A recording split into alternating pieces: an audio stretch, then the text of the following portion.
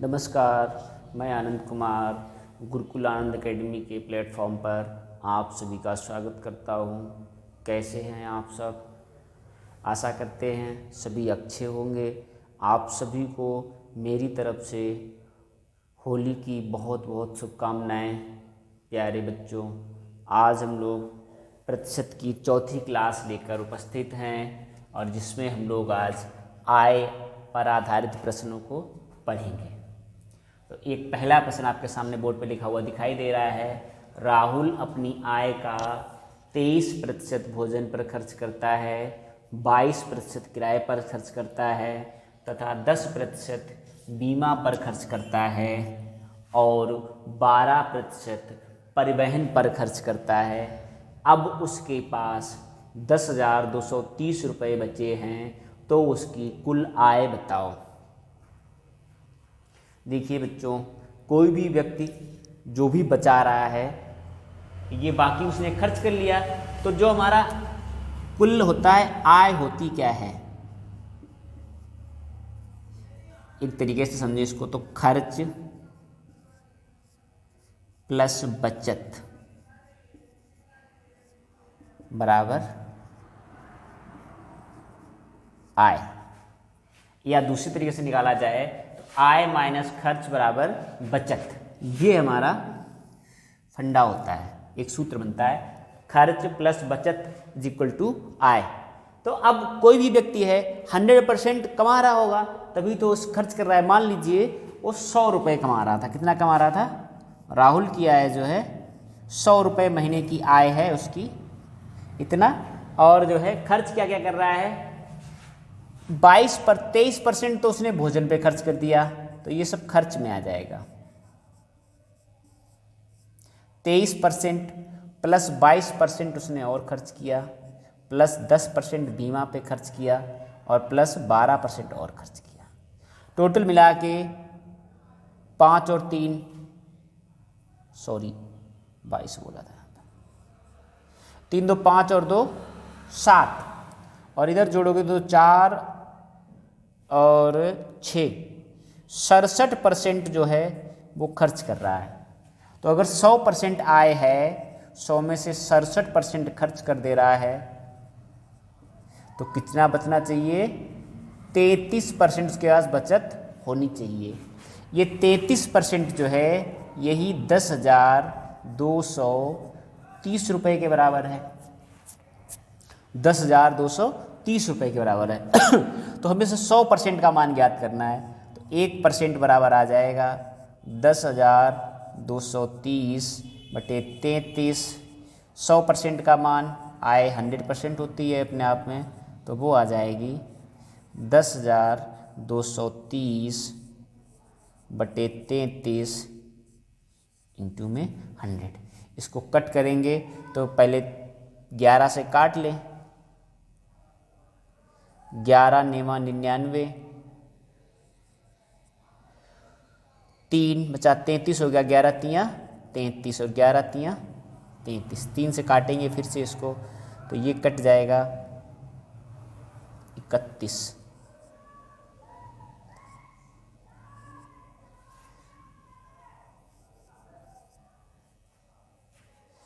Total 100% की value जो है 11 से काटा, 11 नेमा 99 और बचा 3 बचा, कहते हैं 33, 930 हो गया। 30 का 310 हो गया, 2 0 यहाँ से काट देंगे, तो ये हमारा आंसर आ गया। 31,000 रुपये उसकी कुल आय थी। कितने रुपए? 31,000 रुपये महीने वो कमा रहा था। क्लियर है? फिर एक बार समझिए, कोई भी व्यक्ति जो कमा रहा है वो उसका 100% होता है। उसमें से वो जितना खर्च कर रहा है, खर्च करने के बाद जो बचेगा वही उसका बचत होगा। अगर वो 100 रुपये कमा रहा था, आय उसकी 100 रुपये थी, तो 67 रुपये वो खर्च कर दे रहा है, तो 33 रुपये बचने चाहिए उसके पास। ये 33% की जो वैल्यू है ये 10,230 रुपये के बराबर है। तो यहाँ से 1% का मान निकाला और 100% का मान निकाल के हमने रख दिया। ठीक है, अगले प्रश्न की तरफ चलते हैं।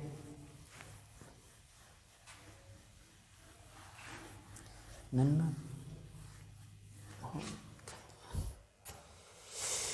मीना अपनी आय का, दूसरा प्रश्न है आज का,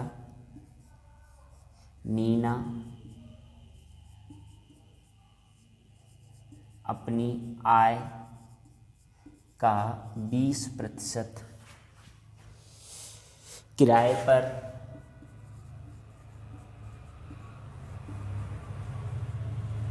तथा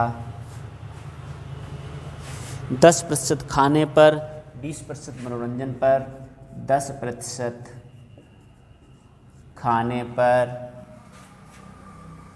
20% मनोरंजन पर,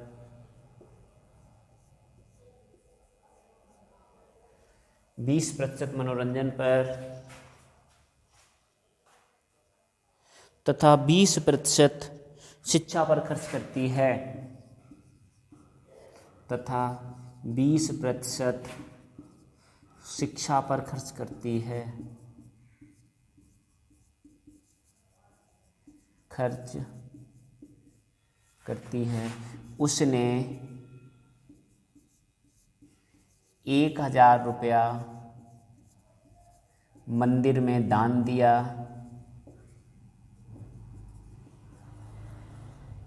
अब उसके पास 29,000 रुपये हैं, तो कुल आय बताओ।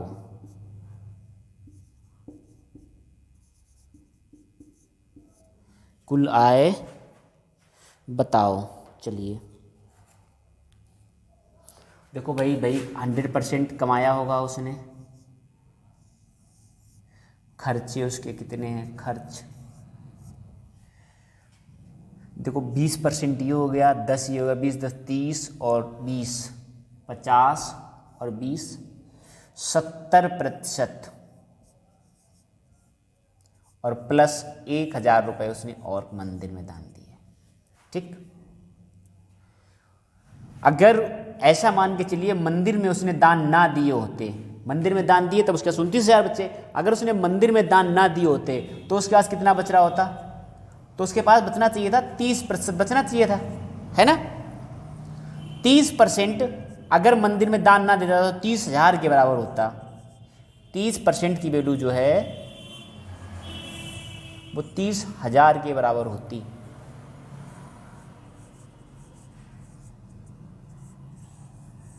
बात क्लियर है? तो 1% की वैल्यू 1000, 100% की वैल्यू 1,00,000 रुपए आपकी आ जाएगी। कुल आय उसकी अगर पूछी जाए तो वो 1,00,000 रुपए क्लियर हो गई। ठीक है, अगला लिखिए। बढ़िया प्रश्न है, ये बेसिक प्रश्न है, पहले ऐसे ही प्रश्न आते थे, अब थोड़ा सा ऐसे प्रश्नों की संख्या कम हो गई है परीक्षा में, कुछ स्मार्ट प्रश्न आने लगे हैं। तो एक अगले आ गए हैं, मजनू। मजनू अपनी आय का 30%, मजनू भाई हैं कोई, मजनू अपनी आय का 30% बड़े बेटे को,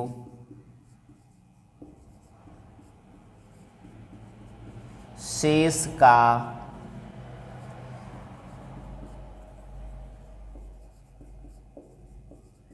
40% पत्नी को तथा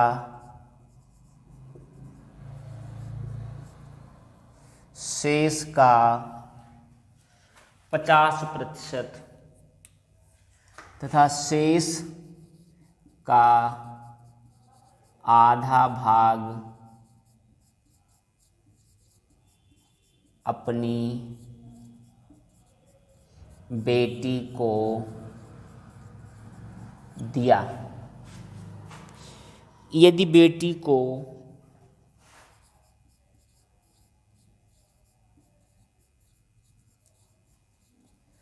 84,000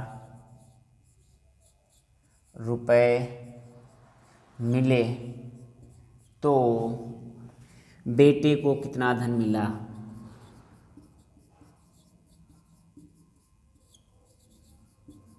कितना धन मिला।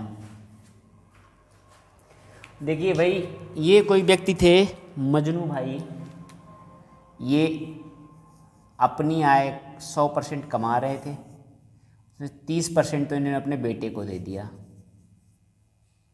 30% बेटे को देने के बाद बचा कितना, 70% बचा था।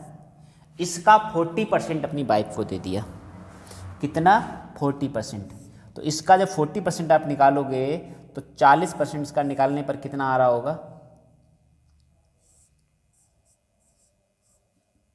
2/5, 2/5 का मतलब 28। इतना इन्होंने अपनी पत्नी को दे दिया। अब बचा कितना, टोटल 70 रुपये, 100 रुपये कमा रहे थे, 30 तो बेटे को दिए, 70 बचे, 70 में से 28 पत्नी को दे दिए, बचे कितने, 42 बचे।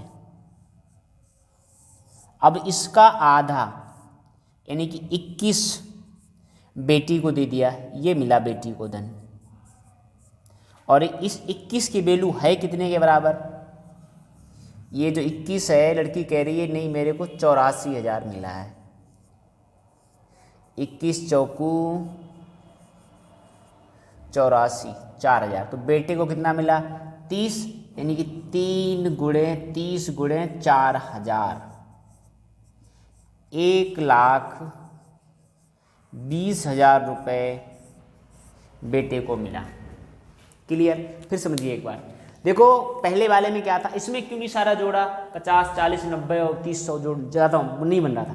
पहले क्या था कि जो आय थी, आय से ही वो 10%, 20% या 50% देता जा रहा था और उसी को करता जा रहा। लेकिन यहाँ पे क्या किया है, यहाँ पे उसने पहले लड़के को 100 रुपये दिए, 100 रुपये कमा रहा था, 30 रुपये उसने लड़के को दिए, शेष का 40%, शेष कितना बचा, शेष तो 70 ही बचा, 70 का 40% उसने पत्नी को दिया, तो 70 का 40% निकालेंगे वो 28 आएगा, ये पत्नी का हिस्सा हो गया। अब 70 में से 28 रुपये अगर वाइफ को दे दिए, बचा कितना, 42 बचा।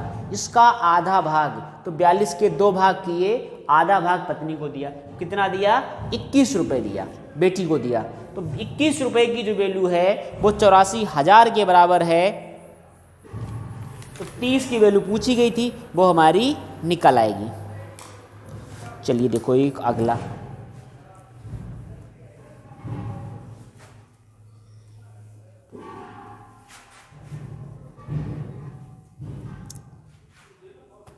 शीला अपनी आय का 20% शिक्षा पर, शीला, चौथा प्रश्न है आज का, शीला अपनी आय का 20% शिक्षा पर तथा शेष का 25% स्वास्थ्य पर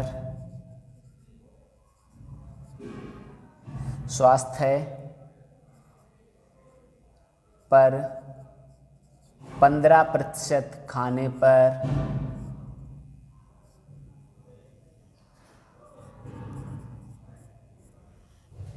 15% खाने पर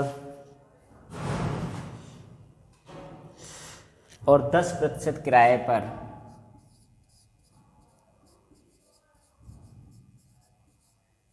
किराए पर खर्च करती है, 10% किराए पर खर्च करती है। अब उसके पास 24,000 रुपये बचे हैं।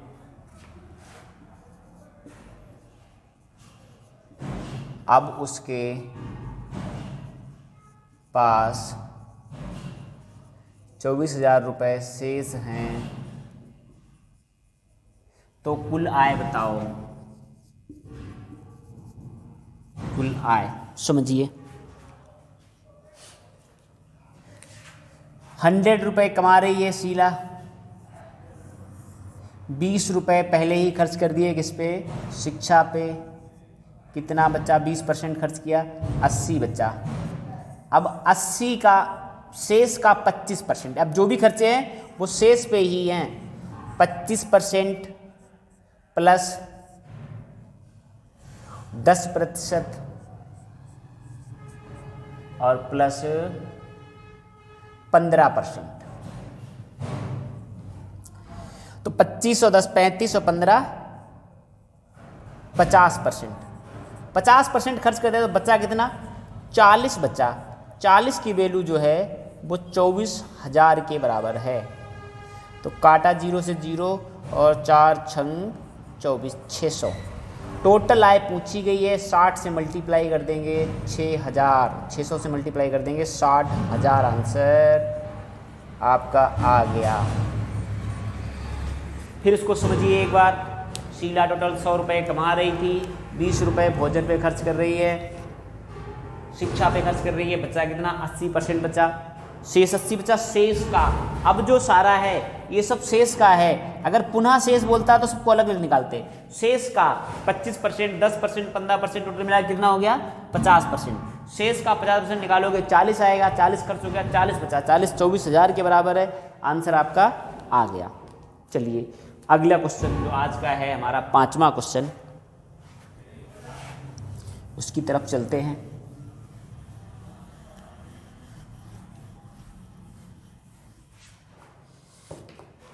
मदन अपनी आय का 30% बचाता है। मदन, 5वां क्वेश्चन, अपनी आय का 30% बचाता है यदि मदन की आय 20% और खर्च 10% बढ़ जाए तो बचत पर क्या प्रभाव पड़ेगा?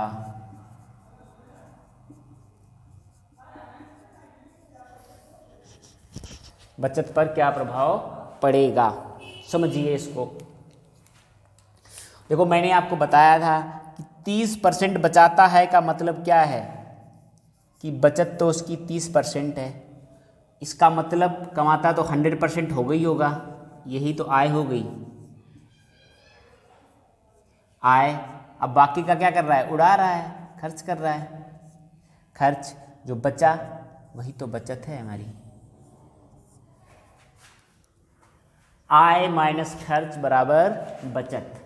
अगर उसने बोला 30 बचाता है तो जाहिर सी बात है कमाता तो 100 ही है। खर्च कितना कर रहा है?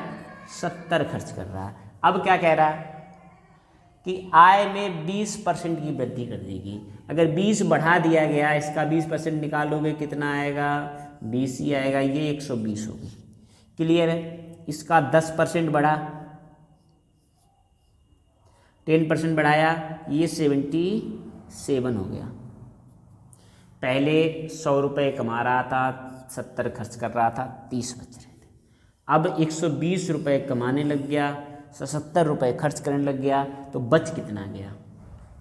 अगर बचने की बात करी जाए तो इसको घटा लेंगे। 50, 43 रुपये बचा रहा है। 0 में से 7 गया, 3 बचा। 10 हुआ, 10 में 7 गया, 3 बचा। 11 में 7 गया, 4 43। पहले 30 बचा रहा था, 30 से 43 बचाने लग गया तो कितना बढ़ गया? 13 रुपये एक्स्ट्रा हो गया। कितने पे? 30 पे। 100 पे 130 बटे 3 करेंगे तो 3 चक्कू 12, 3 त्रिका 9, 43 सही 1/3% की वृद्धि हो गई। क्लियर है? चलिए इसी बात पे फिर अगला क्वेश्चन लेते हैं आज का। मनोज अपनी क्लियर है? चलिए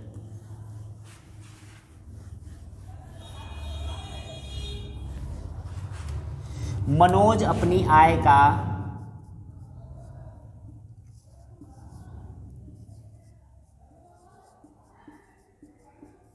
30% आय का 75% खर्च करता है,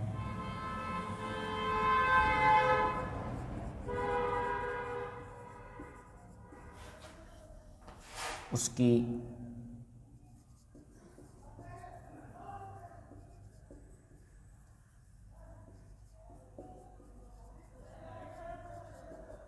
आय 25% बढ़ गई तथा खर्च 20% बढ़ गया तो बचत पर क्या प्रभाव पड़ेगा? क्या प्रभाव पड़ेगा? समझिए। एक प्रश्न और होगा, वो हम आपको होमवर्क में देंगे। कल फिर हम लोग कुछ और शुरू करेंगे, नया इसी में बढ़ेंगे। देखिए क्या कह रहा है, 75 अगर खर्च कर रहा है, जाहिर सी बात है, तो कमाना तो 100% ही है। 100 कमा रहा, 75 खर्च कर रहा, कितना बचा रहा? 25 बचा रहा। क्लियर है? अब कह रहा है आय बढ़ गई, कितनी बढ़ गई? 25%। 100 पे 25 तो 125 हो गई। इसमें 20 की वृद्धि हुई, 20% निकालोगे इसका तो 15 निकलेगा, 15 बढ़ जाएगा तो कितना हो जाएगा? 90 हो जाएगा। 125 कमा रहा है, 90 खर्च कर रहा है, तो 35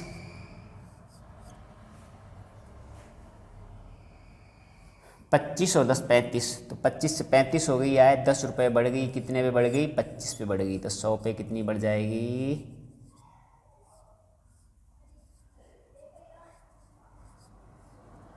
40% की वृद्धि हो गई। फिर समझो एक बार, अगर समझ में नहीं आया हो तो देखिए भाई, किसी भी व्यक्ति की चाहे वो आय हो, जो भी कमा रहा है उसमें से अगर कुछ खर्च कर रहा है तो जो बचेगा शेष वही तो उसकी बचत कहलाएगी। अगर वो 100 रुपये कमा रहा है और 75% खर्च कर दे रहा है, उसका मतलब 100 में से 75 खर्च कर रहा है, 25 बचा रहा है। अब 25 अगर बचा रहा है, बाद में कह रहा है उसकी आय में 25% की वृद्धि हो गई, तो आय 125 हो गई। खर्चे में भी 20% की वृद्धि हो गई, तो खर्चा 90 रुपये होने लगा। 125 कमा रहा, 90 खर्च कर रहा, 35 रुपये बचा रहा। पहले 25 रुपये ही बचा पा रहा था, तो कितना बढ़ गया? पहले की तुलना में 40% बचत बढ़ गई। अब एक अगला क्वेश्चन करते हैं हम लोग, जिस पे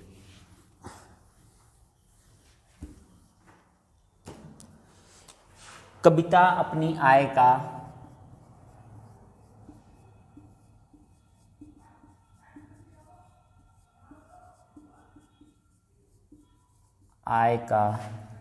20% बचाती है, 20% बचाती है। उसकी आय 35% बढ़ गई,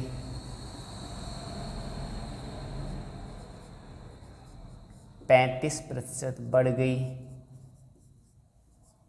तथा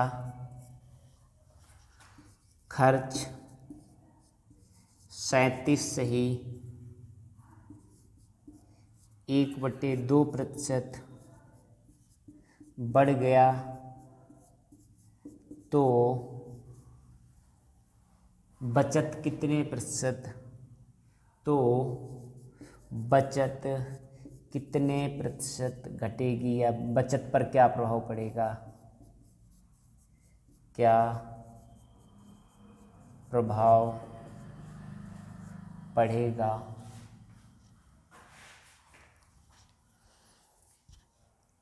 इसका आंसर आप लोगों को कमेंट करना है।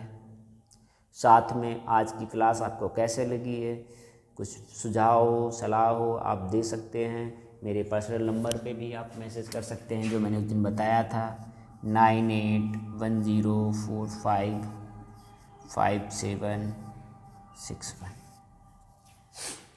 या आप कमेंट कर सकते हैं।